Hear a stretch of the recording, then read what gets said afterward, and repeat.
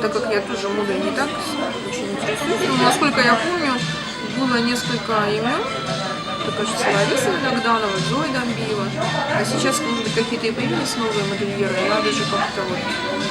Зато я была знакома с одной девочкой по имени Елена. Я забыла, к сожалению, фамилию. Она вот уехала в Москву, и она... Что-то похожее. И она даже стала, как это называется, художником-костюмером в каком-то фильме, достаточно известном. Демидова. Да. Демидова, да, Елена Демидова. Вот. И, то есть мне очень было радостно это узнать. То есть я была очень рада за нее, что она вот все-таки нашла свою нишу в таком городе, как Москва, и добилась вообще достаточно большого успеха. Но она была на самом деле очень талантливой девушкой. Ну, не только была и есть, конечно.